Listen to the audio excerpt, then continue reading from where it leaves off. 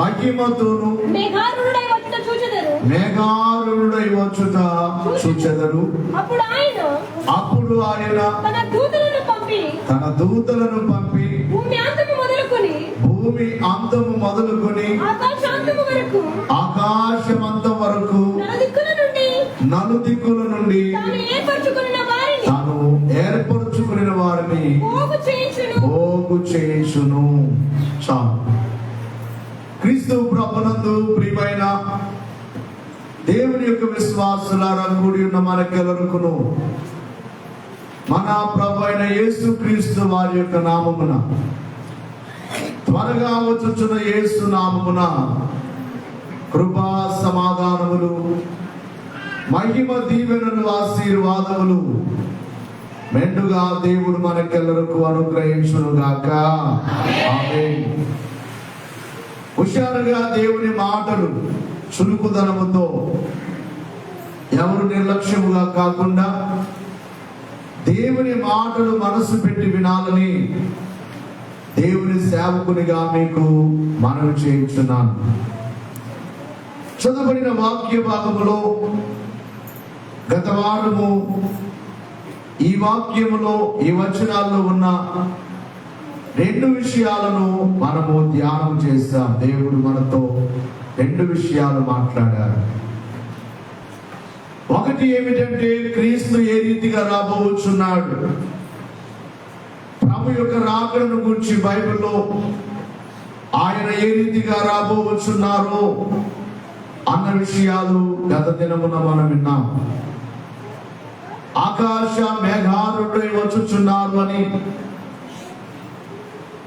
మత్తయి సువార్త 26:64 గత వారము మనం విన్నాం. ఆకాశ మేఘారుడై మేఘము మీద వచ్చుచున్నాడు. రెండవ మాటగా ఏ రీతిగా ఆయన ఆరోహణమైపోయారో ఆ రీతిగానే ఆయన రాబోచున్నారు. ఏ రీతిగా పరలోకమునకు వెళ్ళారో ఆ రీతిగానే త్వరలో రాబోచున్నారు. ఎందుకు రాబోచున్నారు అంటే తన కొరకు కనిపెట్టుకున్న వారిని తీసుకుని వెళ్ళుటకు రెండవ మారు ప్రత్యక్షము కాబోచున్నారు అని ఎబ్రీ పత్రికలో మనం చదువుకున్నాం గత దినమున. నాలుగవదిగా ఎలాగూ రాబోచున్నాడు అంటే మహామహిమతో. బాగా వినాలి. ఎలాగూ రాబోతున్నాడు? మహామహిమ అనగా రాకడ దినమున ఆకాశమంత మహిమతో ఉంటుంది.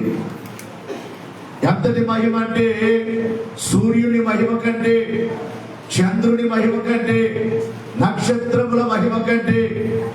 మహిమ అనే మాట ఒక కాంతికి, ఒక వెలుగుకు సాదృశ్యముగా ఉన్నది కనుక ఇదిగో సూర్యుని కాంతి కంటే లేక నక్షత్రముల కాంతి కంటే ఆ మాట కూడా కొరింథీ పత్రికలో 15వ అధ్యాయం 1వ పత్రికలో అక్కడ ఈ యొక్క కాంతులను గూర్చి లేక మహిమను గూర్చి అపోస్తలుడైన పౌలు ఇక్కడ రాస్తూ ఉన్నాడు. మీరు గమనించాలి.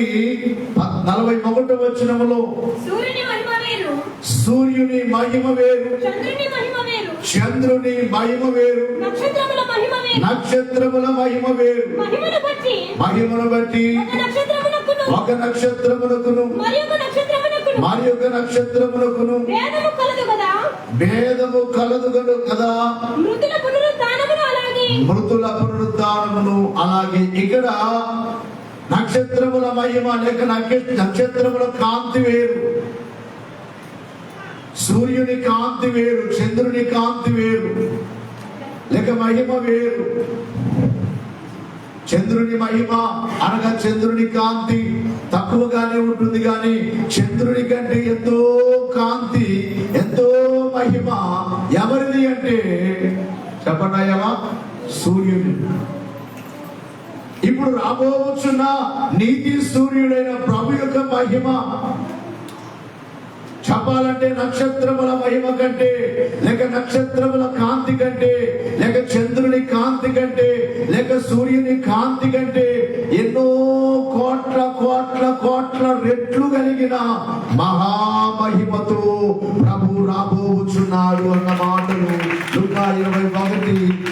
7వ వచనములో మనం చదువుకున్న మహామహిమతో, మహిమతో కాదు మహామహిమతో.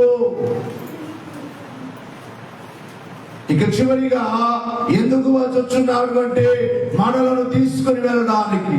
ఆయన ఏ స్థలంలో అయితే ఉంటున్నారో, ఆయన ఏ రాజ్యములో అయితే ఉంటున్నారో, భూలోకములో మనల్ని ఉంచడానికి కాదు, ఆయన రాజ్యములో నేనున్న స్థలములో మీరు ఉండులాగున మరలా వచ్చి నా యొద్ద ఉండుటకు మిమ్మల్ని తీసుకుని వెళతానని చెప్పిన ప్రభువే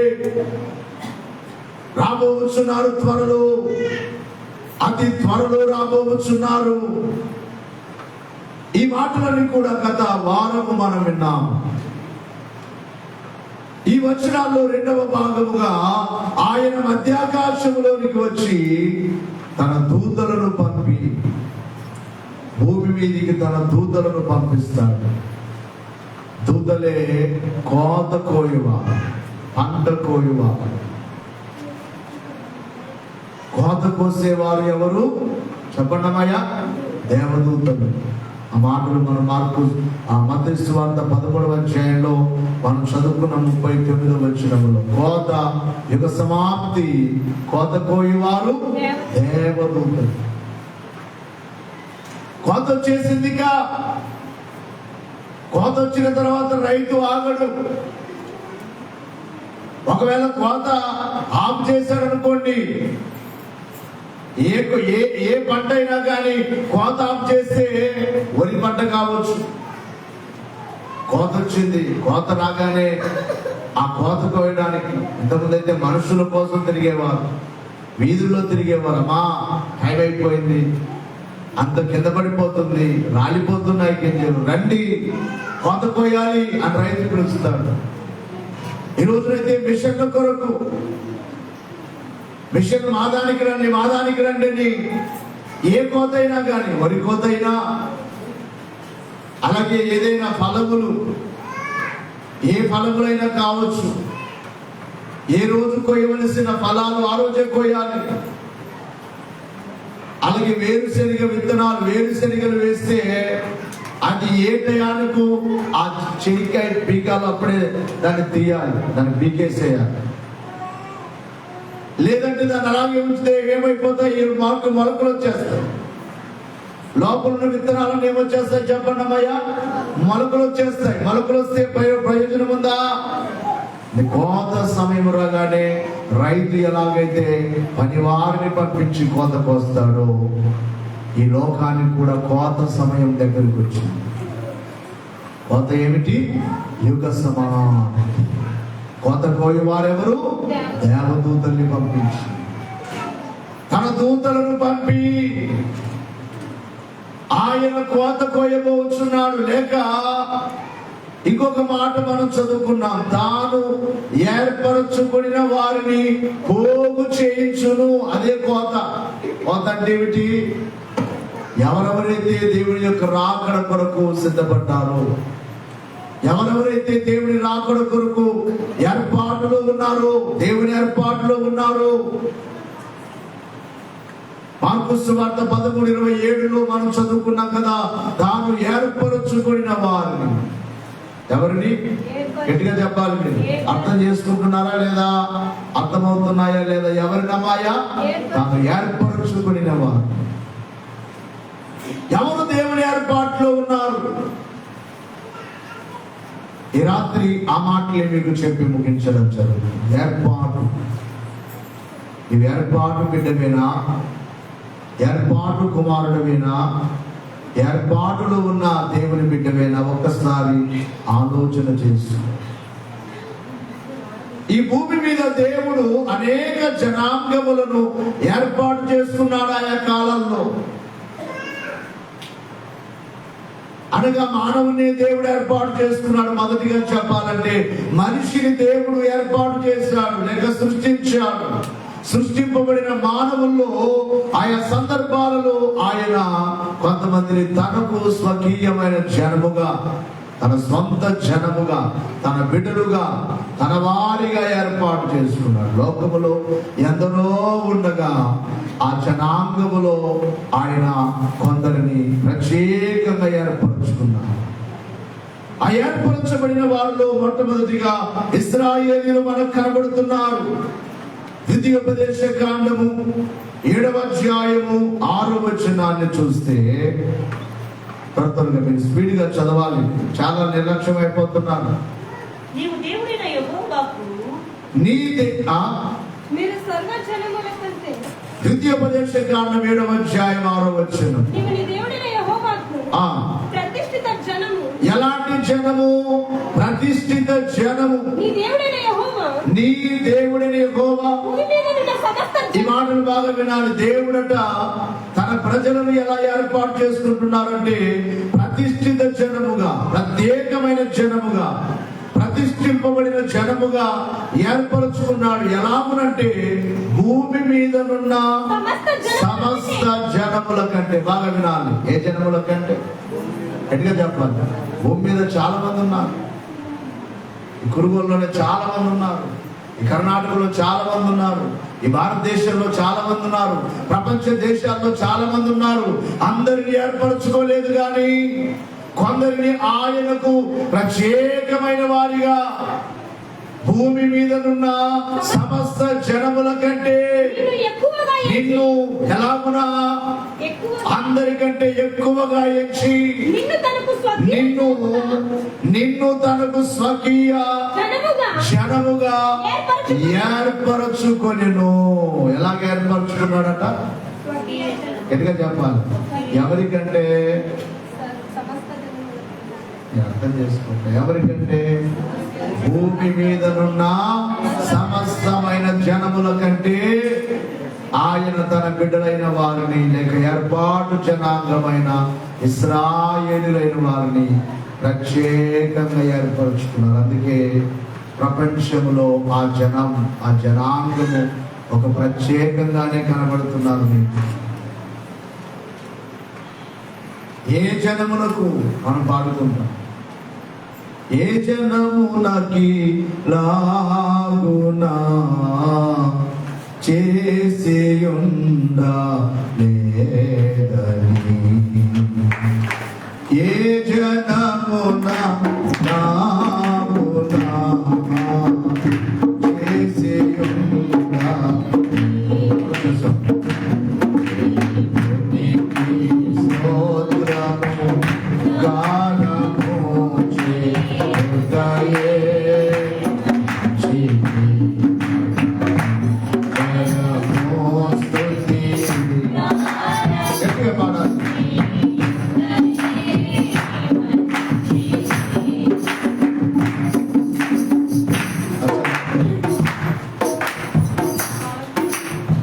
దేవునికే మహిమ కలుగును గాక, దేవునికే స్తుతి కలుగును గాక.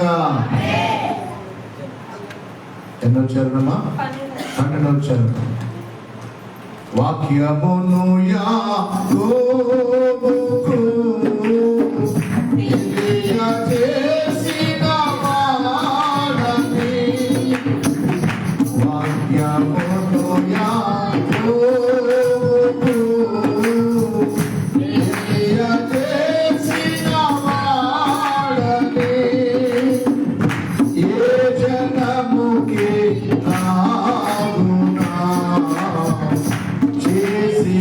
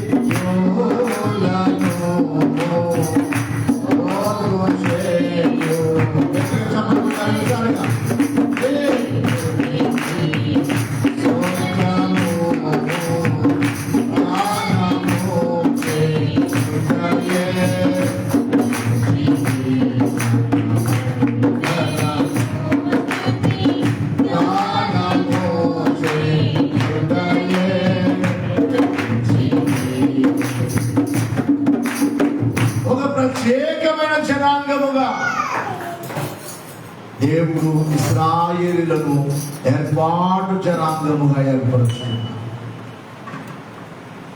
ఆ జనము లేకుండా చేయాలని భూమి మీద ఎందరూ ప్రయత్నం చేసినా ఆ జనమును దేవుడు ఏర్పరచుకున్నారు కనుక ఎందరో సవాలు చేసి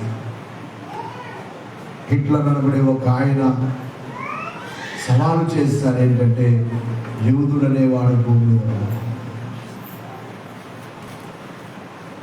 అయితే దేవుని జనాంగము కనుక ఆ జనాంగమును ఎవరు ఏమి చేయలేరు. కారణం ఏమిటి? ఎవరు ఏర్పరచుకున్నారు? ఎట్లా చెప్పాలి? భూమి మీద ఉన్న సమస్త జనముల కంటే. ఇక రెండవదిగా ఆయన ఏర్పాటులో ఎవరిని ఏర్పరచుకున్నారు అని మనం చూసినట్లయితే కీర్తనల గ్రంథము 4వ సంకీర్తన 3వ వచనములో ఇక్కడ కూడా ఏర్పరచబడిన జనాంగము కనబడతారు మనకు. యెహోవా తన భక్తులను తన కొరకు ఏర్పరచుకున్నాడు అని తెలుసుకోనండి. ఎవరిని ఏర్పరచుకున్నారు అంటే భక్తులను. ఇశ్రాయేలీయులు ఒక్కరినే కాదు కానీ ఎవరైతే భక్తులుగా ఉన్నారో, ఎవరైతే భక్తి చేస్తున్నారో తనకు భక్తులుగా ఉన్న వారందరినీ ఆయన ఏం చేశాడట? ఏర్పరచుకున్నాడు తన భక్తులు. ఎంతమంది ఈ భక్తులుగా ఉన్నారు? ఎంతమంది భక్తి చేయగలుగుతున్నారు? భక్తుల వరుసలో ఎంతమంది ఉన్నారు? భక్తులను తన కొరకు ఏర్పరచుకున్నాడు. భక్తుల గుంపులో చేరండి అని పాడుకుంటాం మనం. భక్తుల గుంపులోనికి మనం చేరాలట. ఎందుకంటే దేవుడు తన భక్తులను ఏర్పరచుకుని. ఎంతమంది భక్తి చేస్తున్నారు? రోజు మోకరించి ఎంతమంది ధ్యానం, ప్రార్థన, స్తుతి, దేవునికి భక్తి చేస్తున్నారు. తన భక్తులను తన కొరకు ఏర్పరచుకున్నారు. ఇక మూడవదిగా క్రైస్తవ బిడ్డలైన వారిని, క్రీస్తును కలిగిన క్రైస్తవులను ఎప్పుడు ఏర్పరచుకున్నాడు అంటే జగతికి పునాది వేయబడకుండా. ఎప్పుడు చెప్పాలి గట్టిగా? ఈ రోజున మనం ఇక్కడ ఉండాలని దేవుని చిత్తం. ఈ రోజు కాదు, 10 సంవత్సరాల నుంచి ప్రభుని అన్నావా? 10 సంవత్సరాల నుంచి కాదు నీవు ఇక్కడ ఉండాలని దేవుని ఉద్దేశం. ఒక 20 ఏళ్ళ నుంచి 30 ఏళ్ళ నుంచి ప్రభుని నమ్మావా? అది కాదు. దేవుడు నిన్ను నన్ను ఎప్పుడు ఏర్పరచుకున్నాడు అంటే జగతికి పునాది వేయబడక మునిపే. అనగా ఈ భూమి ఆకాశాలు లేని కాలంలోనే నిన్ను నన్ను తన బిడ్డగా, తన ప్రేమ చేత, తన వారసునిగా, తన వారసురాలుగా. చదవండి ఒకసారి ఎఫెసీ పత్రిక 1వ అధ్యాయం 4వ వచనములో, మనలను ముందుగా తన కోసం నిర్ణయించుకొని మనము తన ఎదుట పరిశుద్ధులమును నిర్దోషులమునై ఉండవలెనని ఎప్పుడు జగతికి పునాది వేయబడక మునిపే ప్రేమ చేత ఆయన క్రీస్తులో మనలను ఏర్పరచుకొని. ఎంత ధన్యులం మనం! ఎప్పుడంటమ్మా? గట్టిగా చెప్పాలి. నువ్వు ఇక్కడ కూర్చోవాలి, నువ్వు ప్రభు నమ్మాలి అనేది ఇప్పుడు కాదు ఆలోచన. జగతికి పునాది వేయబడక మునిపే. మనం కూడా లోకంలో అందరిలాగే ఉండి ఉండవచ్చు, అందరిలాగే దేవుని ఎరుగని వారంగా ఉండొచ్చు. కానీ దేవుడు మనల్ని ఏర్పరచుకున్నాడు ప్రేమతో. అందుకే అదే పేతురు రాసిన పత్రికలో 1వ పత్రిక 2వ అధ్యాయం 9వ వచనంలో ఒక మాట రాయబడింది. మనం ఎవరమంటే ఏర్పరచబడిన జనాంగము అనే మాట. చదవండి ఒకసారి. చీకటిలో నుండి ఆశ్చర్యకరమైన తన వెలుగులోనికి నిన్ను పిలిచిన వారి గుణాతిశయములను ప్రచురము చేయు నిమిత్తము ఏర్పరచబడిన వంశమును, రాజులైన యాజక సమూహమును, పరిశుద్ధ జనమును, దేవుని సొత్తైన ప్రజలునై ఉన్నారు. ప్రతి చోట ఒక మాట కనబడుతుంది. ఏంటమ్మా? ఏర్పరచబడిన వారు. రేపు రాకడలో వచ్చినప్పుడు కూడా దేవదూతలు ఎవరిని తీసుకుని వెళ్తారట? ఆయన ఏర్పాటులో ఎవరైతే ఉన్నారో ఏర్పరచబడిన వారిని పోగు చేసుకుని తీసుకుని వెళ్తారు. తన భక్తులను ఆయనకి ఏర్పరచుకున్నాడు. క్రీస్తును కలిగిన క్రైస్తవ బిడ్డలను తనకు ఏర్పరచుకున్నాడు దేవుడు. నాలుగవదిగా చూసినట్లయితే ఆయన రక్తం మన మీద ప్రోక్షింపబడడానికి, అనగా ఆయన రక్తము చేత ప్రతిదినము మనము కడగబడడానికి, ఆ రక్త ప్రోక్షణాన్ని మనం పొందుకోవడానికి, ఆ రక్త ప్రోక్షణములో మన జీవితాల ముందుకు సాగడానికి ఆయన మనలను ఏర్పరచుకున్నాడనే మాట పేతురు రాసిన మొదటి పత్రిక 1వ అధ్యాయం 2వ వచనం. ఇంతగా దేవుడు వివరిస్తున్న కొంతమందికి అర్థం అవట్లేదు. ఏ వాక్యం చెప్పారనుకున్నారు? ఈ వచనాలన్నీ పోగొట్టుకుంటే మీకు ఇంకా ఈరోజు ఏవేవో జోకులు వేస్తూ, అందుకే కొంచెం ప్రతిరోజు కొద్దిసేపు అయినా దేవుని వాక్యం చెప్పాలి లైవ్లో అనిపిస్తుంది. కొద్దిసేపు అయినా వీలైతే రేపటి నుంచి అది ప్రారంభించాలి. వీలైతే ఒక్కోసారి ఒక 10 కానీ 20 కానీ అలాగన వీడియోలు తీసి రోజు ఒక ప్రసంగం, యూట్యూబ్లో ఒక ప్రసంగం పెట్టడం ద్వారా బాగుంటుంది. ఎందుకంటే దేవుడు అందించే మాట ఎన్నో ప్రసంగాలు. తన రక్తమును మన మీద ప్రోక్షించడానికి ఆయన మనల్ని ఏర్పాటు చేసుకున్నాడు. తన రక్త ప్రోక్షణం ఎవరి మీదకి వస్తుందంటే తాను ఏర్పరచుకున్న వారు. పేతురు రాసిన మొదటి పత్రిక 1వ అధ్యాయం 2వ వచనములో ఆత్మ వలనని పరిశుద్ధత పొందిన వారై విధేయులగుటకును, ఇక్కడ బాగా వినాలి, యేసుక్రీస్తు రక్తము వలన ప్రోక్షింపబడుటకును ఏర్పరచబడిన వారికి, బాగా వినాలి, యేసుక్రీస్తు రక్తము వలన ప్రోక్షింపబడిన వారికి ఏర్పరచుకున్నాడు దేవుడు. జాగ్రత్తగా గమనించాలి ప్రియులారా. యేసుక్రీస్తు రక్తము వలన ప్రోక్షింపబడుటకు ఏర్పరచుకున్నాడు దేవుడు మనల్ని. అందుకే ప్రతి వారం ఆయన రక్త ప్రోక్షణం జరుగుతుంది. ఎంతమంది అది గమనిస్తున్నారో లేదో, నేనైతే శిలువ ధ్యానం చేస్తున్నప్పుడల్లా నా కళ్ళకి నీళ్లు వస్తూ ఉంటాయి. కారణం ఏంటంటే ఆ రక్త ప్రోక్షణం, ఆ రక్తమును చూడడం, ఆ శ్రమను జ్ఞాపకం చేసుకోవడం, ఆ రక్తాన్ని అనుభవించినట్లుగా అట్టి అనుభూతి రావడం. రక్త ప్రోక్షణం మన మీద ప్రోక్షింపబడడానికి ఆయన మనలను ఏర్పరచుకున్నాడు. తన బిడ్డలుగా, తన వారిగా. లోకములో ఎందరో ఉండగా ఏ పాటి వారు మనం? గొప్పవారమా? మాట్లాడుతున్నాం. ఏ విషయంలో గొప్పవారు? ఏ విషయంలో గొప్పవారు? ఏ యోగ్యత లేనివారు, ఏ యోగ్యత లేని నాకు జీవ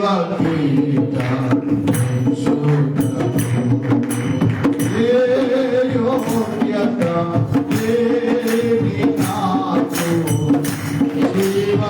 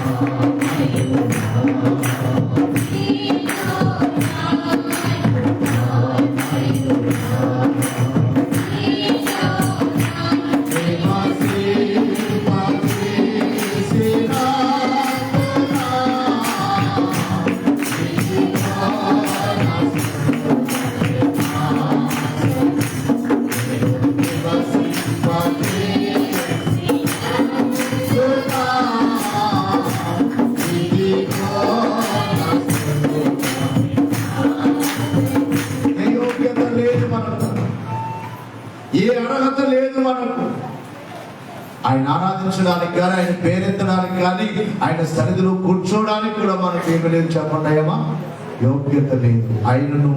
ఆయన మనలను ఏర్పరచుకున్నాడు. ఎలా ఏర్పరచుకున్నాడంటే తన ప్రేమ చేత. ఎలా చెప్పండి అమ్మయ్యా, ప్రేమ చేత. ఇంకా 5వదిగా చూసినట్లయితే ఈ ఏర్పాటులో ఎవరైతే ఉన్నారో ఏర్పరచబడిన వారి యొక్క మొర తప్పకుండా దేవుడు వింటాడట. ఎవరి మొర? మాట్లాడతాడు. ఎవరి మొర? ఏర్పరచబడిన వారి మొర, వారి ప్రార్థన.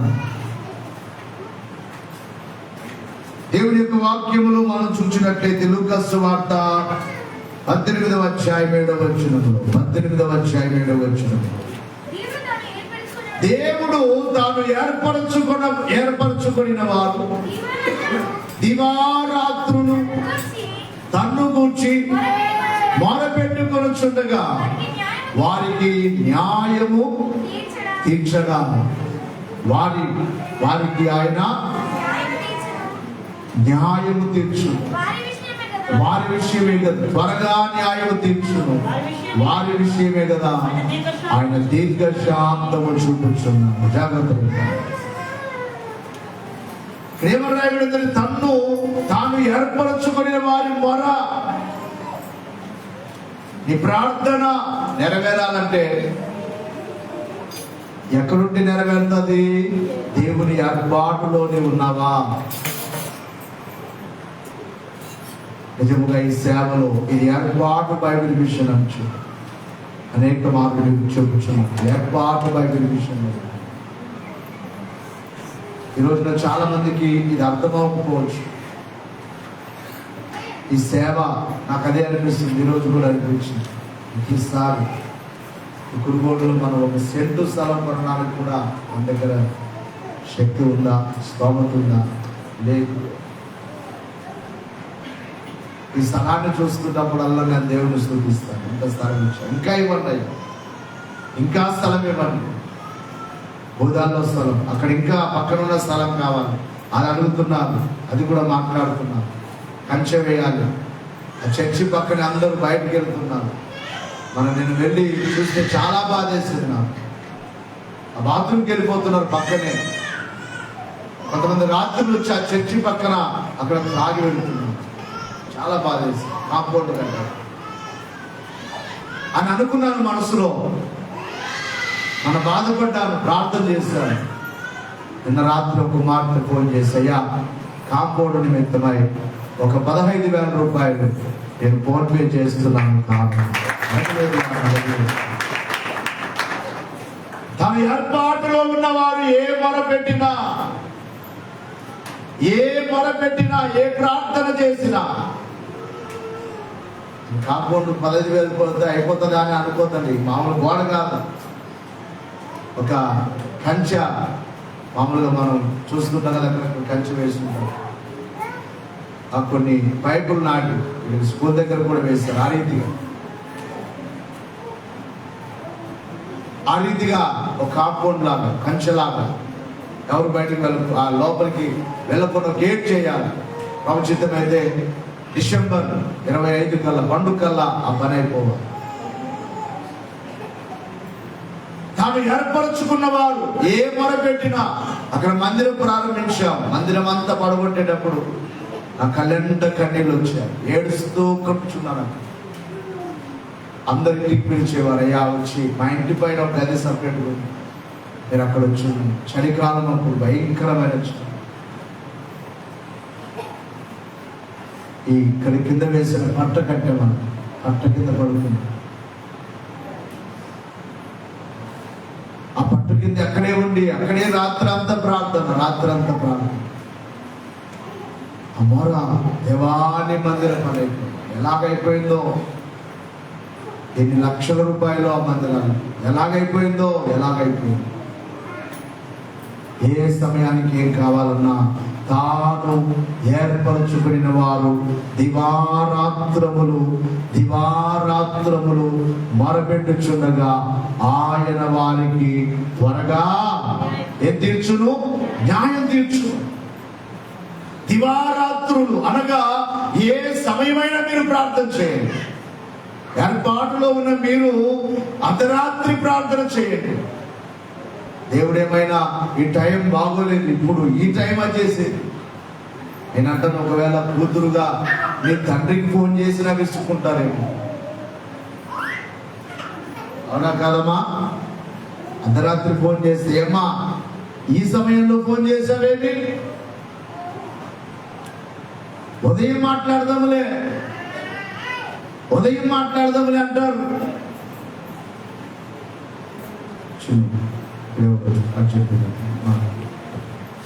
దేవునికి మహిమ కలుగును గాక.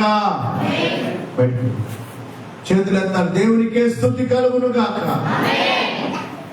దివారాత్రములు నిజమైన తండ్రి విసుక్కోడు అనుకోండి. నాకు రాత్రులు ఒక్కోసారి అర్ధరాత్రి ఫోన్లు వచ్చేస్తాయి. నా తల దగ్గరే పెట్టుకుంటాను, పిల్లలు పక్కన పెట్టుకుంటాను. ఎప్పుడు ఫోన్ వచ్చినా వెంటనే ఎత్తుతాను. ఏ సమస్యలో ఫోన్ చేస్తారో వాళ్ళకి తెలియదు. కొంతమంది ఏడుస్తూ మాట్లాడతారు, మరలా వారు అంటారు, అయ్యా ఇప్పుడు బాగా. అనగా దేవుని పిల్లలైన వారు ఏ టైం అయినా ప్రార్థన చేయొచ్చు. ఆయన ఈ సమయము అని అనట్లేదు. ఏమంటున్నారు అక్కడ? దివారాత్రము. ఎప్పుడు గట్టిగా చెప్పాలి.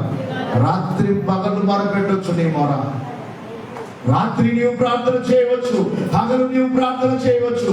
పగలు చేసావు కదా, పగలు అడిగావు కదా, మరల రాత్రికి ఏంటి అంటాడా? చెప్పండి. దివారాత్రములు మొరపెట్టచ్చుండగా తప్పకుండా ఆయన వారికి మొర విని వారికి తప్పకుండా వారికి అవసరత ఉందో, ఏ న్యాయం వారికి జరగాలో ఆ న్యాయం ఆయన తీర్చును. ఎవరి మొర? గట్టిగా చెప్పాలి. ఏర్పరచబడిన వారి మొర పెడుతున్నావా? ఏర్పరచబడిన ఆ ఏర్పాటులో ఉండి మొర పెడుతున్నావా? కీర్తనకారుడు అంటాడు, నాదు ప్రాణము తల్లడిల్లగా ఉదిగంతము నా నుండి వేగా, నాదు ప్రాణము తల్లడిల్లగా ఉదిగంతము నా నుండి వేగా, మొరపెట్టు చుండినికేగా,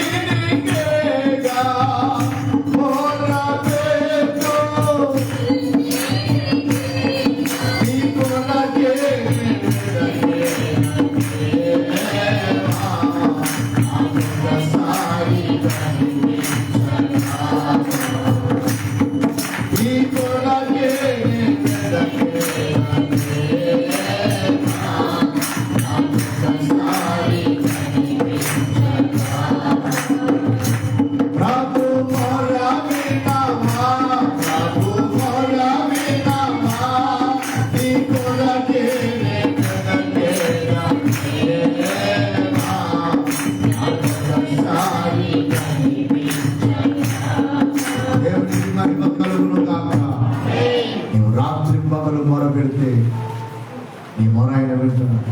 నువ్వు మొరపెట్టట్లేదేమో, నీవు ప్రార్థన చేయట్లేదేమో. మొరపెట్టుకోవడం అంటే ఎంతో వేదనతో దుఃఖముతో, అయ్యా నేను శ్రమలో ఉన్నాను అని నువ్వు మొరపెడితే నిజముగా మొరపెట్టు వారి మొర వింటాడా? వినడా? గట్టిగా చెప్పండమ్మా. వింటానంటున్నాడు. దివారాత్రులు వినడానికి రాత్రి పగలు ఏ టైం అయినా వినడానికి తన ఏర్పాటులో ఉన్న తన బిడ్డల మొర వినుటకు ఆయన ఎలా ఉన్నాడు? సిద్ధముగా ఉన్నాడు. ఇక చివరిగా రెండు విషయాలు బైబిల్ మనం చూసినట్లయితే, అందరు లేచి నిలబడండి, ఎవరు బయటికి వెళ్ళొద్దు. అందరు లేచి నిలబడండి, ఎవరు బయటికి వెళ్ళొద్దు. చివరిలో అయిపోయింది.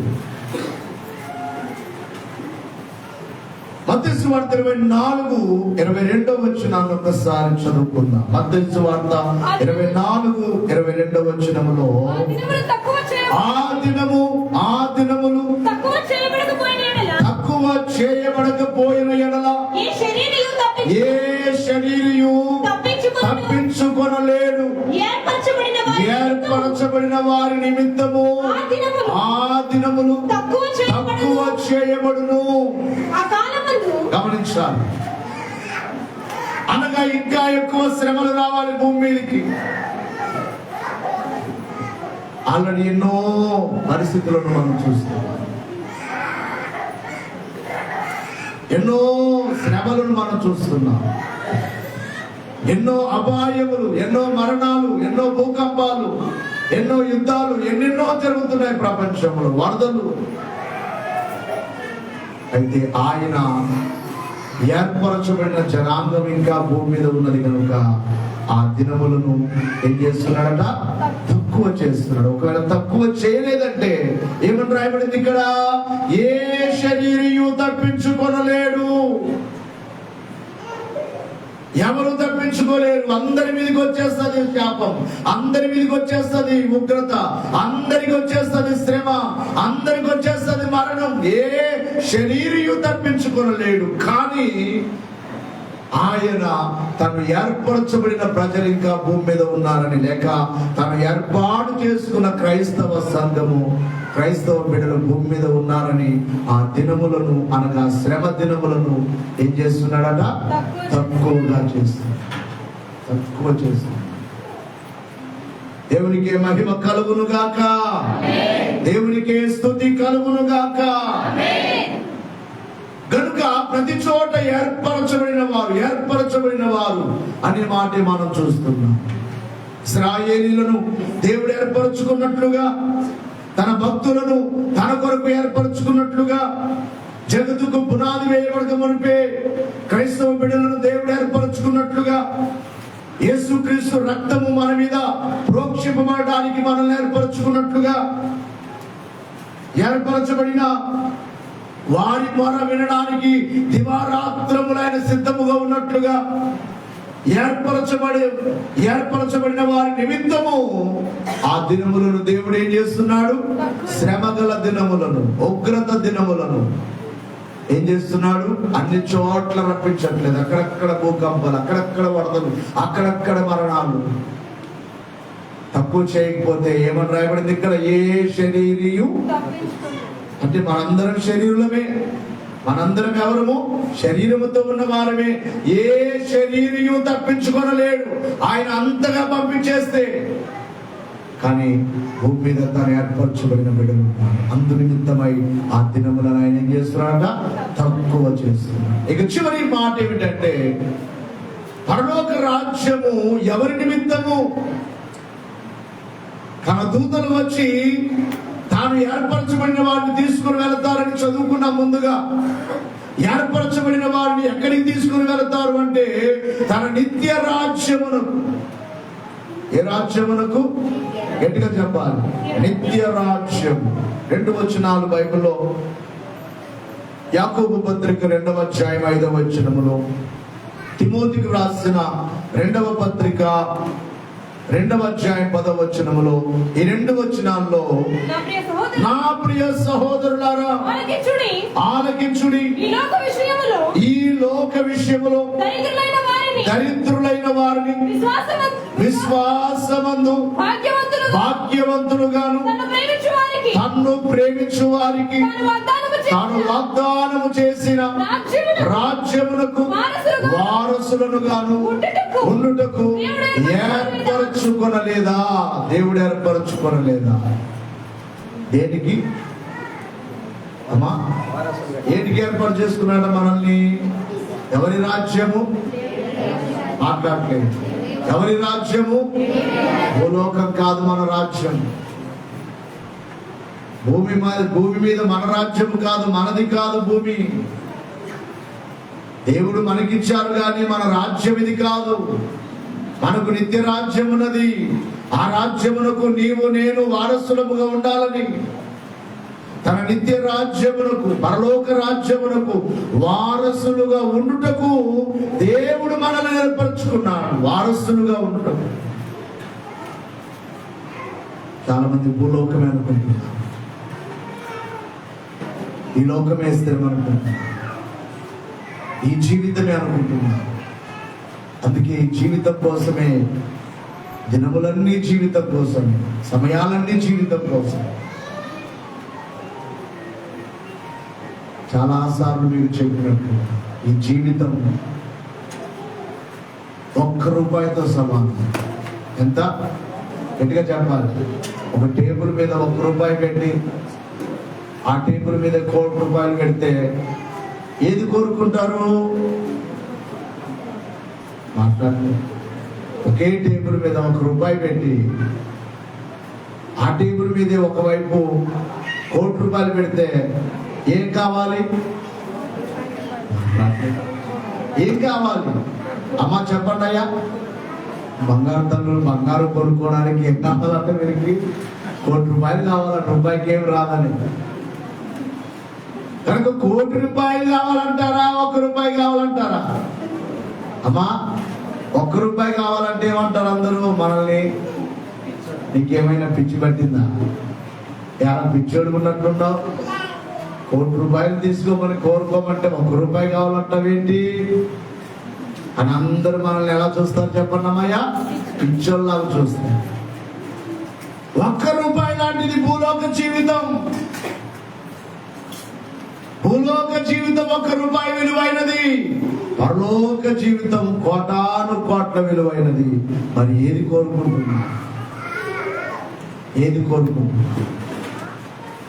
తన నిత్య రాజ్యమునకు నీవు నేను వారసులముగా ఉండాలని ఆయన మనలను ఏర్పరచుకున్నాడు. తన ఏర్పాటు బిడ్డలుగా, ఏర్పాటు జనాంగముగా, తన భక్తులనుగా ఆయన మనల్ని ఏర్పరచుకున్నాడు. ఇంకొక మాట అక్కడే మనం చూస్తాం. తిమోతికి రాసిన 2వ పత్రిక 2:10. అందుచేత ఏర్పరచబడిన వారు నిత్యమైన మహిమతో కూడా క్రీస్తు యేసు నందలి రక్షణ పొందవలెనని నేను వారి కొరకు సమస్తము ఓర్చుకొనుచున్నాను. నిత్యమైన మహిమ పొందుటకు ఎవరు? ఏర్పరచబడిన వారు. నిత్య రాజ్యము, నిత్య మహిమ. నిత్యం ఉండేటివి అవి, ఇవి నిత్యము కాదు. ఈ ప్రాణం పోతే మనకు గుర్తుకుండదు, మన బిడ్డలు మనకు గుర్తుండదు. ఒకవేళ మన ప్రక్కన వారు ఏడుస్తున్నా మన జ్ఞాపకం. ఎక్కడి నుంచి విడిచి వచ్చారో వారి స్థలం వారు ఎరుగరు అని బైబిల్ చెబుతుంది. ఇది నిత్యము కాదు. ఈ లోకం గురించే నీవు ఆలోచన చేస్తున్నావేమో. ఈ లోకమును గూర్చిన ప్రయాస, ఈ లోకమును గూర్చిన దిగులు, ఈ లోకములో సంపాదించుకోవాలి. కష్టపడండి, పని చేయండి, కానీ గురి ఆలోచన అంతా ఎక్కడ? చెప్పండియమ్మా. ఏ రాజ్యము?